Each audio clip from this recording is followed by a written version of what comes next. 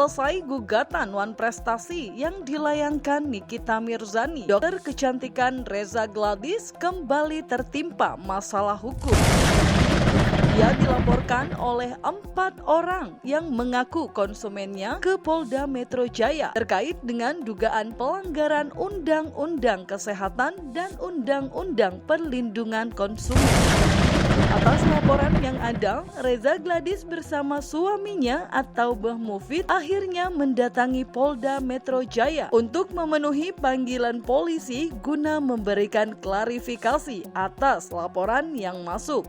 Menurut mereka, hal itu dilakukan demi menghargai proses hukum dan bentuk ketaatan mereka pada pihak penegak hukum. Dok, hai dok. Oke, Dok, situ aja dok. siap. Oke, Om Biring. Dokter Biring. Om Biring. Gimana bang? Ya, alhamdulillah tadi istri aku pemeriksaannya berjalan lancar. Kita sebagai warga negara yang baik, yang taat hukum, kita memenuhi klarifikasi dari penyidik dan alhamdulillah semuanya berjalan lancar. Ada beberapa pertanyaan kita jawab juga karena semua data-data yang kita kasihkan pun sesuai dengan produk-produk yang mempunyai izin edar dan lain sebagainya. Jadi nanti mungkin selengkapnya boleh dengan Bapak Biring dan tim Dok, kita. berapa pertanyaan tadi? Kami itu diberikan pertanyaan sebanyak 34 pertanyaan, ya. Lalu itu hanya sebatas yang mengarah kepada soal legalitas daripada hal ini masih lidik, ya, masih lidik. Itu adalah awal daripada pemeriksaan atas laporan polisi, ya. Di lidik inilah nanti dilihat apakah yang dilaporkan itu adalah suatu tindak pidana. Kalau memang tindak pidana, naik ke penyidikan, jadi sidik. Di tingkat sidik lah ditentukan, dicari lagi siapa pelakunya. Itu ada tahap-tahapannya. Diketahui, laporan dugaan pelanggaran Undang-Undang Kesehatan dan Undang-Undang Perlindungan Konsumen terhadap Reza Gladys di Polda Metro Jaya dilayangkan oleh Fahmi Bahmid yang tak lain merupakan kuasa hukum dari seterunya, Nikita Mirzani.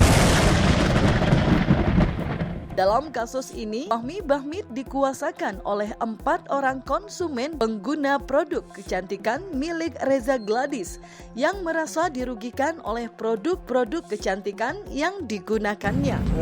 Jadi kalau tadi setelah diperiksa klien kita, ya, kita juga mengetahui ini atas laporan rekan sejawat kami juga, ya, Fahmi Bahmid, ya, seperti itu. Tetapi setelah kita pertanyakan kepada penyidik, beliau katanya dikuasakan oleh 4 orang, ya. Jadi kemudian tadi klien kami itu diberikan pertanyaan sebanyak 34 pertanyaan, ya. Lalu itu hanya sebatas yang mengarah kepada soal legalitas daripada produk klien kami. Jadi itu ada 6 produk yang dilaporkan terkait apa yang disampaikan oleh penyidik tadi. Kami sudah menyerahkan keseluruhan dokumennya. Aneh, ya. Jadi ada laporan yang kemudian dituduhkan katanya tidak mempunyai izin edar, tapi kami dapat membuktikan bahwa hari ini keseluruhan produk yang dilaporkan itu lengkap kami bawa dokumennya. Ya, jadi kalau kemudian ada yang terus mencari-cari kelemahan, kesalahan kami, teruskanlah, nggak apa-apa, hukum akan berjalan, tetapi banyak-banyak berdoalah. Yang jelas korbannya ada 4 orang dan semuanya sudah diperiksa, barang buktinya sudah kita serahkan kepada penyidik. Udah, sampai di situ saja yang saya jelaskan, lain-lain saya tidak akan jelaskan. Dan sebenarnya ini laporannya ini dari Bareskrim, yang kemudian dilimpahkan ke Polda Metro. Yang harus dilalui itu ada korban 4 dan korbannya saat ini saya minta supaya dilindungi oleh LPSK, dan itu terkait dengan dugaan tindak pidana Undang-Undang Kesehatan dan Undang-Undang Perlindungan Konsumen. Korbannya 4 dan semuanya sudah diperiksa dengan barang bukti. Terkait laporan yang baru diproses di Polda Metro Jaya itu, tim kuasa hukum Reza tegas membantah seluruh tuduhan yang dilayangkan. Pihaknya pun sudah menyerahkan seluruh dokumen yang membuktikan seluruh legalitas dan perizinan terkait aktivitas Reza Gladys sebagai dokter kecantikan. Selain itu, berkas-berkas yang berkaitan dengan bukti bahwa produk kecantikan yang dijual sudah berizin BPOM dan tak mengandung zat berbahaya juga turut diserahkan dalam panggilan klarifikasinya. Kita menghadap penyidik tadinya diminta semua data-data untuk dilengkapi dan kita lengkapi seperti data legalitas Dr. Reza, kita lengkapi legalitasnya, diminta lagi legalitas daripada klinik-klinik yang ada, itu ada 8 klinik ya, legalitasnya semua ada 8 klinik, kemudian legalitas daripada produk semua diperiksa, itu juga legalitasnya lengkap ya, ada NA ya, NA itu BPOM-nya, ada izin edarnya ya, ingredients-nya semua jelas ya, sehingga tidak ada yang menyimpang dari ingredients-nya, jadi sesuai dengan tidak ada overclaim itu tidak ada, zat berbahaya juga tidak ada karena BPOM sudah memeriksa dengan teliti ya, komposisinya itu juga sudah diperiksa dengan teliti, itu kan ada variabelnya, ada tidak persis sama tapi ada angka yang variabel bisa naik turun sedikit-sedikit, itu ada. BPOM sudah periksa semua. Jadi legalitas daripada Dr. Reza, legalitas daripada klinik, legalitas daripada produk semua sudah kami sampaikan dan semuanya lengkap. Ya. Itu ada 6 produk yang dilaporkan terkait apa yang disampaikan oleh penyidik tadi. Kami sudah menyerahkan keseluruhan. Terkait laporan itu biarlah proses berjalan, soal orang membantah biasa, saya nggak pusing dengan bantahan-bantahan. Artinya, kalau kita kembali, seorang atau para pengusaha skincare, kenapa kalian mesti takut barangnya direview? Oleh siapapun lah, mau sama Nikita, mau sama Doktin, mau sama Bang Nahak mungkin. Kenapa mesti takut kalau memang tidak ada kandungan barang-barang berbahaya? Kenapa mesti mengeluarkan duit miliaran? Coba, saya rasa masyarakat udah pintar lah. Orang mau mengeluarkan duit miliaran itu ada apa? Nah, kalau yang berkaitan dengan pabrik, ya, pabrik yang dicabut izinnya, yang dimana ownernya berbicara dengan saya, si pengusaha ini, ya, merasa mau diperes oleh Nikita Mirzani dengan jumlah 15 miliar, gitu loh.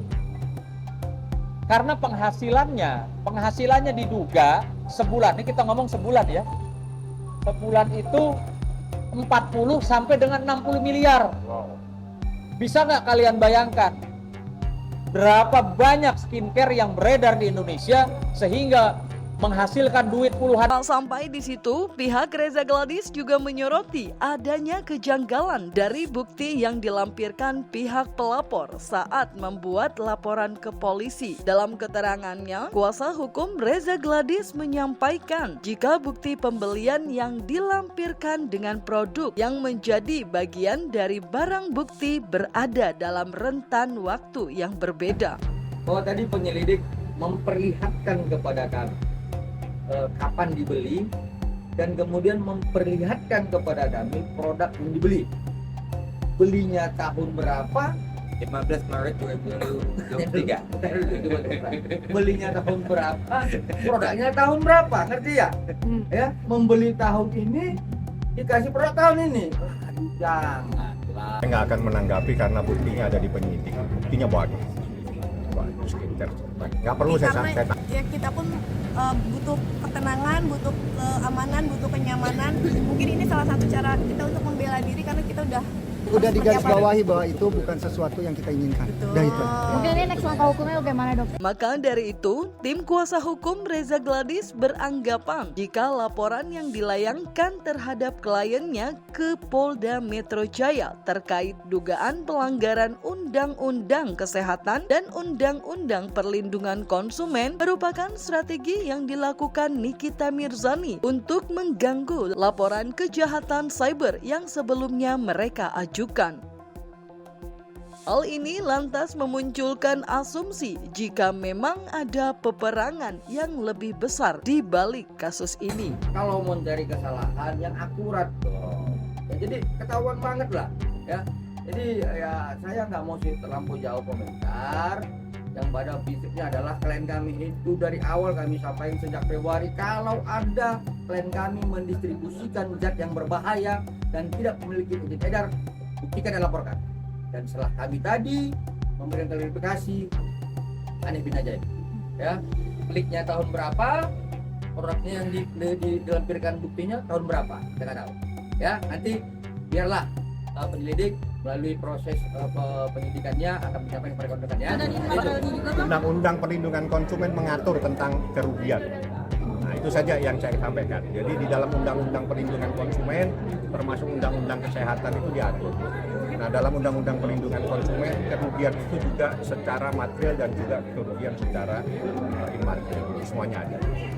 Nah, kami kan sudah jelaskan, kalau yang bersalah bersalahlah, seperti itu. Jadi kalau misalnya yang sudah bersalah, ya lakukanlah upaya-upaya hukum untuk memperingan. Jangan mencari kesalahan pulang-pulang yang lain gitu loh. Jadi apa ya, nanti capek sendiri gitu loh. Lebih bagus kita berjalan dengan baik-baik aja lah ya.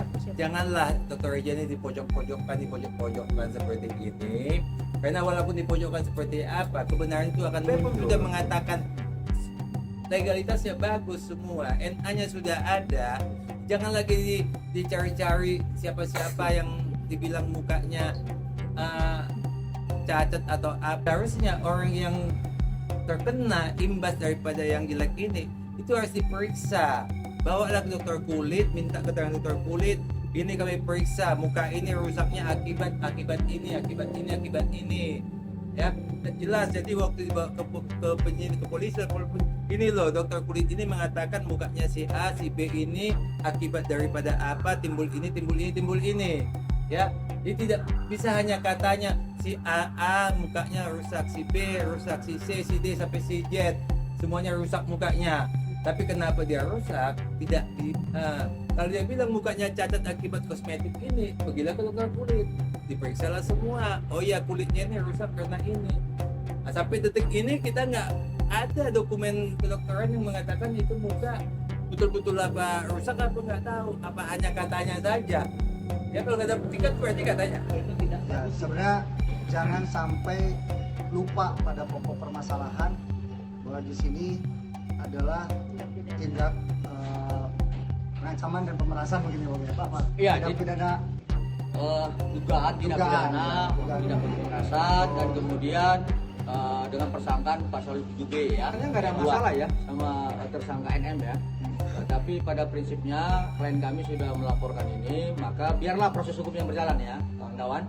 Jadi pada prinsipnya klien kami tidak ada memiliki dendam apapun terhadap semua yang dilaporkan terkait laporan klien kami tentang hal itu. Ya kami serahkan pada proses hukum.